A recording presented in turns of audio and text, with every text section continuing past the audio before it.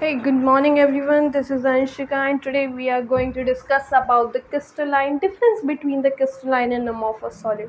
तो भाई हमें पता है कि सॉलिड दो टाइप के होते हैं, crystalline solid and amorphous solid. Crystalline solid वो होते हैं मैम जिसमें सेम पैटर्न होता है, उनके कॉन्स्टिट्यूएंट पार्टिकल्स का same pattern, those follow same pattern rule, but they do not have और their constituent are not organise. इसमें हमें सेम पैटर्न देखने को नहीं मिलता. आप सेम पैटर्न का मैम हम सिंपल जानते हैं कि अगर एक जगह ये पैटर्न फॉलो हो रहा है, इस तरीके से इसके कॉन्स्टिट्यूएंट अरेंज है, तो मैम पूरे एंटायर सॉलिड में वही पैटर्न हमें देखने को मिलेगा. इसी तरीके से कॉन्स्टिट्यूएंट पूरे सॉलिड में अरेंज होंगे, मतलब एक लॉन्ग रेंज में कॉन्स्टिट्यूएंट इसी पैटर्न में अरेंज होंगे. सो कांट वी से कि the constituent particle the constituent particles are arranged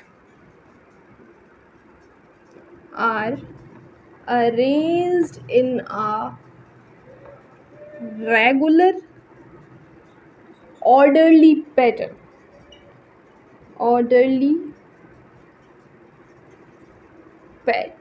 ये पैटर्न में एन लगा लेना ज़रा, ठीक है. तो regular orderly pattern in a long range means these are long range ordered. अगर आप अपने एग्ज़ाम में लॉन्ग रेंज ऑर्डर भी लिखे होगे ना तो अभी वो सही है, लेकिन हाँ समझाने के लिए हम पूरा करें.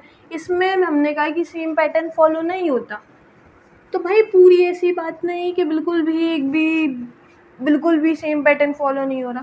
तो एक अमॉर्फस सॉलिड में कहा जाता है कि अगर जैसे एक जगह ये पैटर्न फॉलो हो रहा है, पैटर्न तो ये फॉलो होगा लेकिन एक शॉर्ट रेंज में होगा. इतना बड़ा सॉलिड है तो इतनी सी जगह ये वाला पैटर्न फॉलो हो रहा है, अब अगली जगह दूसरा कोई पैटर्न फॉलो हो रहा है.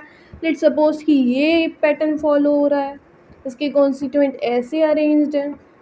इसको मोटा मोटा बना लेते हैं, ठीक है. अब जो पैटर्न है वो ये है.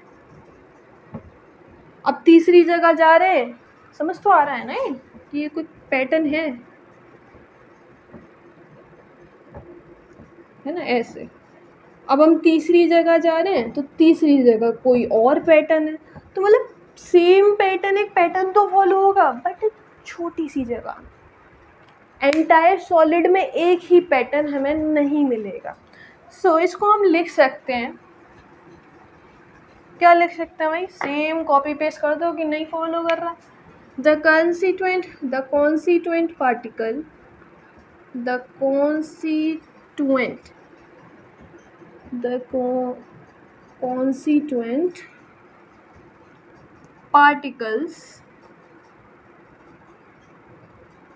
are arranged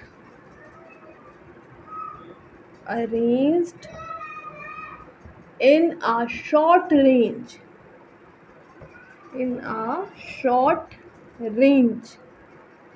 और रैंडम पैटर्न. जैसा कि हमने अपने जब हम छोटे तो सुना था कि इसमें कोई पैटर्न नहीं होता, रैंडम पैटर्न होता है, पर शॉर्ट रेंज में एक पैटर्न भी होता है, ठीक है.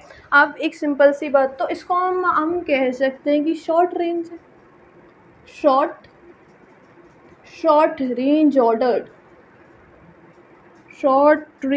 ऑर्डर, सही. अब एक बात बताओ, अगर एक पूरे एंटायर सॉलिड में सेम पैटर्न फॉलो हो रहा है तो कांट वी से दे हैव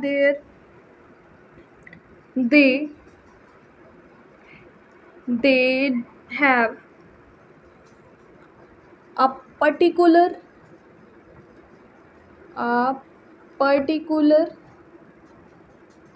particular geometry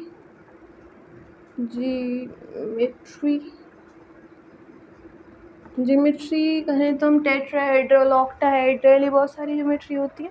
तो अगर एक पर्टिकुलर पैटर्न है पूरे सॉलिड में वही फॉलो हो रहा है तो they must have any geometry, a particular geometry. अगर हम कह रहे हैं कि कोई रैंडम पैटर्न है, उल्टा लिख दो, जस्ट कुछ नहीं करना। दे do not have, they do not have, भाई सबसे आसान ना डिफरेंस लिखना, इधर का याद रखो, इधर नॉट लिख दो। दे do not have any particular geometry, any particular geometry. अच्छा एक बात बताओ, सेम पैटर्न फॉलो हो गया, ज्योमेट्री हो गई, वहाँ सेम पैटर्न नहीं है, ज्योमेट्री नहीं है, तो कांट वी से, इसको मिटा दे रहे, अरे यार, ठीक है, जिसकी एक पर्टिकुलर ज्योमेट्री है तो क्या हम उसको सिमेट्रिकल कह सकते हैं? सिमेट्रिकल, सिमेट्रिकल कह सकते हैं कि हम इधर जैसा दिख रहा है उधर भी वैसा दिख रहा है, सेम पैटर्न है। अब जिसमें ज्योमेट्री नहीं है, एक स्मॉल रेंज में एक पैटर्न फॉलो हो रहा है, बस एक ही जगह हो रहा है ना, इधर तो दूसरा पैटर्न है, सो इसको हम कह सकते हैं ये अनसिमेट्रिकल होते हैं, अनसिमेट्रिकल, राइट। अब एक चीज़ देखो, अब जब ये सिमेट्रिकल हैं, एक ही पैटर्न पूरे सॉलिड में फॉलो हो रहा है, तो हम उसको कह सकते हैं कि they must have a sharp melting point. Melting point, भी मेल्टिंग पॉइंट क्या होता है? टेम्परेचर का वो पॉइंट, वो टेम्परेचर जहाँ पे वो सॉलिड मेल्ट होना स्टार्ट हो जाए, मेल्ट मतलब पिघलना स्टार्ट हो जाए, क्योंकि एक ही पैटर्न फॉलो हो रहा है, तो जब एक पिघलना स्टार्ट होगा तो सारे वही पिघलने लग जाएंगे, तो एक शार्प मेल्टिंग पॉइंट होता है। बट अमॉर्फस सॉलिड में भाई डिफरेंट डिफरेंट पैटर्न है, तो इसके लिए हम कहते हैं शार्प मेल्टिंग पॉइंट तो नहीं होता, ये तो पक्का है। तो क्या होता है, देखो ये हमारा सेकंड पॉइंट है और ये हमारा थर्ड है, थर्ड है, सेकंड ये हो गया, ये थर्ड है, थर्ड, ये फोर्थ पॉइंट है, या लिख दो इसमें, they do not have a sharp melting point, sharp melting point को MP लिख दें, कोई दिक्कत परेशानी तकलीफ होनी नहीं चाहिए। they do not have a sharp melting point, instead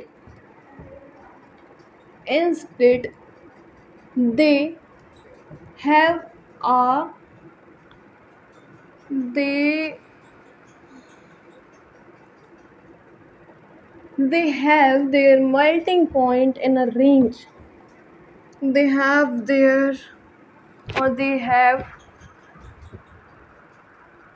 follow, इतना लंबा क्यों लिखे हैं, लिखते लिखते टाइम निकल जाएगा। they follow a range of melting point,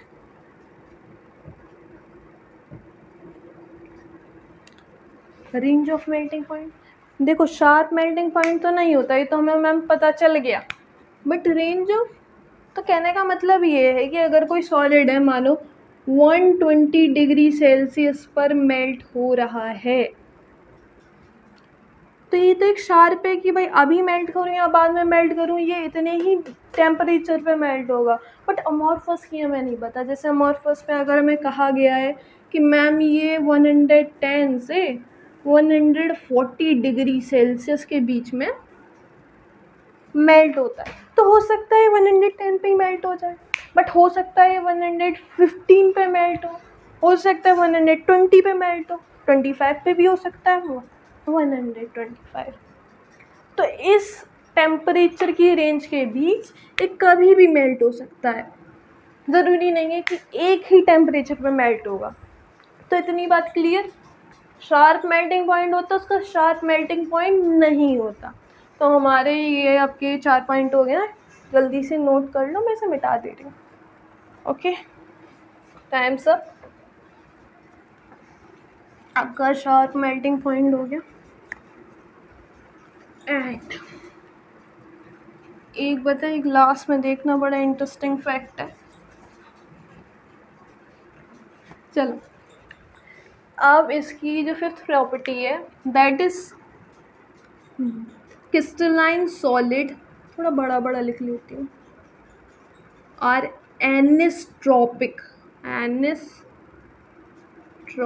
in nature. Amorphous solids are isotropic in nature.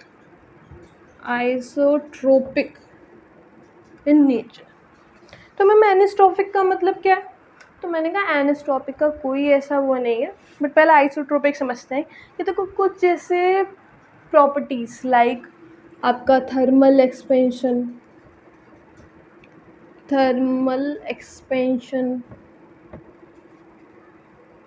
Refractive index,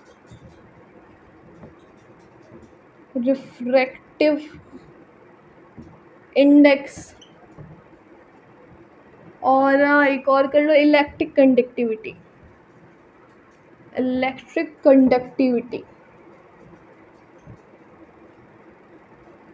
and dot और भी बहुत। तो ये जो आप ये प्रॉपर्टीज़ होते हैं, कुछ फिज़िकल प्रॉपर्टीज़, ये जहाँ हर डायरेक्शन में सेम हो, all direction, same in all direction,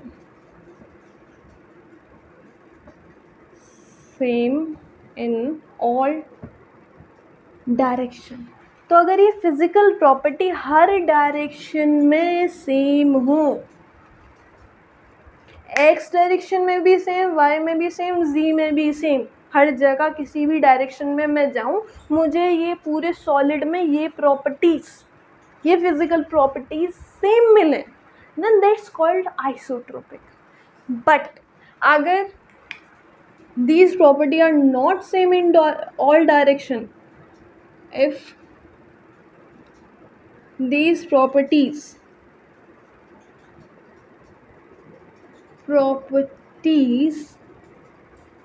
vary in all direction,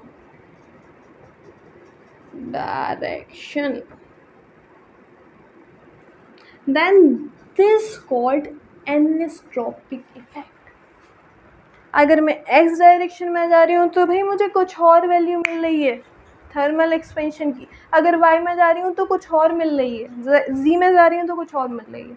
मतलब पूरे 3D स्पेस में ये जो फिज़िकल प्रॉपर्टीज है सेम ना मिले, देन दैट्स कॉल्ड एनिस्ट्रोपिक इफेक्ट। तो ये थोड़ा अटपटा था, ये होपफुली एक्सप्लेन हो गया होगा, मतलब समझ आ गया होगा, एक्सप्लेन तो कर दिया मैंने। नहीं आए तो एक और बता देना, मैं इसको आइसोट्रोपिक एंड एनिस्ट्रोपिक पे ही एक वीडियो बना लूँगी।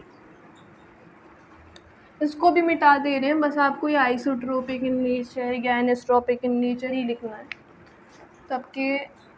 ओके, 6 पॉइंट बहुत इंटरेस्टिंग है, ज़रा ध्यान से सुनना। दीज कॉल्ड ट्रू, अच्छे से लिखते हैं,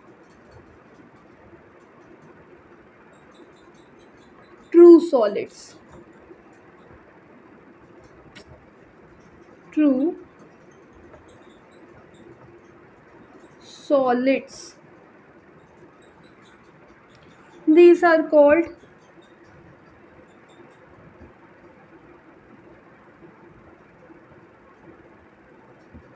pseudo solids। मैम ये क्या आ गया, ट्रू सॉलिड और स्यूडो सॉलिड? तो मैंने कहा देखो, पहले तो स्यूडो का मतलब समझो, स्यूडो का, स्यूडो हमें पता है कि जो एक्ट करता है, होने का दिखावा करता है, कुछ चीज़ होने का दिखावा करता है, बट एक्चुअल में नहीं है। जो आपका ट्रू सॉलिड है, जो ट्रू मतलब एक सॉलिड को हम देखते हैं कि भाई एकदम रिजिड होना चाहिए और भी बहुत सारी प्रॉपर्टीज़, तो वो आपकी क्रिस्टलाइन सॉलिड में आता है। हर जो प्रॉपर्टी हम सॉलिड से एक्सपेक्ट करते हैं, देन वो होता है आपकी क्रिस्टलाइन सॉलिड में। बट अमॉर्फस सॉलिड क्या होता है तो सॉलिड ही। अब इसके पास बिल्कुल एग्जैक्ट वो प्रॉपर्टी नहीं है, बट होने की पूरी तरीके से कॉपी करता है कि हाँ सॉलिड है, तो इस वजह से अमॉर्फस सॉलिड कहते हैं। जैसे आप देख लो, हम सॉलिड के नाम में कहते हैं कि एकदम सॉलिड मतलब एकदम रिजिड होना चाहिए। बट अगर हम बात करें कि वो जो टॉयस आते हैं ना, रबड़ की बॉल वगैरह, वो स्ट्रेच भी हो जाते हैं, दब भी जाते हैं, पूरी तरीके से रिजिड तो है नहीं, तो वो सब क्या होते हैं, वो आपके अमॉर्फस सॉलिड होते हैं। समझ रहे हो ना, मतलब पूरी तरीके से सॉलिड नहीं है लेकिन सॉलिड होने का दिखावा कर रहे हैं। अब देखो, इसका एक बहुत अच्छा एग्जांपल है कि आपने होटल्स में देखे होंगे, होटल्स में क्या होता है, जो बहुत पुराने शीशे होते हैं, मिरर्स जो होते हैं, ऊपर से पतले हो जाते हैं, नीचे से मोटे हो जाते हैं। इट मीन्स उनमें फ्लो करने की टेंडेंसी होती है। वो जो सॉलिड होते हैं उनके कंसिक्वेंट फ्लो करने की टेंडेंसी रखते हैं। फ्लो कहाँ होता है मैम? फ्लो होता है मैम लिक्विड में।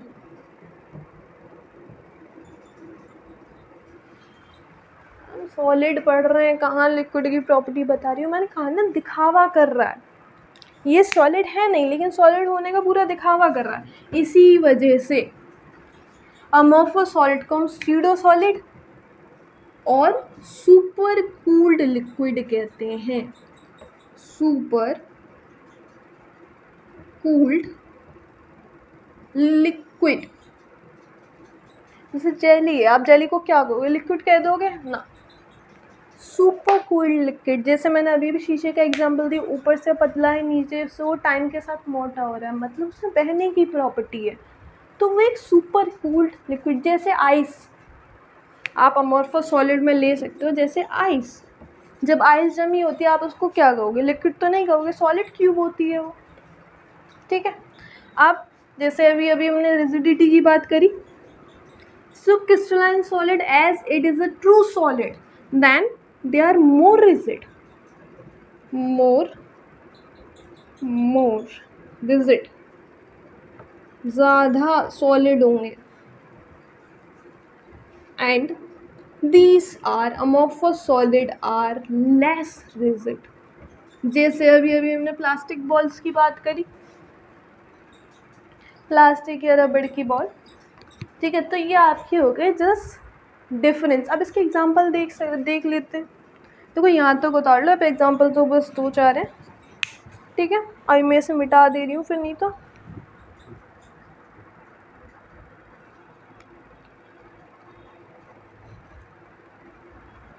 ठीक है, हो गया, मिटा दूँ, यही लिख दूँ, यही लिख दे रही हूँ, जगह है। देखो जो मैंने आइस का कहा था ना, आइस अमॉर्फस सॉलिड नहीं है, आइस आपका क्रिस्टलाइन सॉलिड है। ये है क्रिस्टलाइन सॉलिड। जब वो आइस की फॉर्म में होती है, एक पर्टिकुलर उसका ऑर्डर भी होता है, सॉलिड भी होती है, और आइस में फ्लो करने की भी टेंडेंसी नहीं होती, और पूरी मोर रिजिड भी होती है, तो वो अमॉर्फस सॉलिड नहीं है। आइस हो गया आपका, डायमंड हो गया, डायमंड, एंड आप उसमें ले सकते हैं NaCl को भी ले सकते हैं, एक्सेट्रा। यहाँ क्या होगा, देखो राइटिंग पे मत जाना, बहुत दिनों के बाद बोर्ड पे लिखा जा रहा है तो इस वजह से थोड़ी इधर उधर हो सकती है। अमॉर्फस सॉलिड में कौन कौन से आते हैं कि जैसे मैम ग्लास, अभी अभी हमने बहने की बात करी, प्लास्टिक्स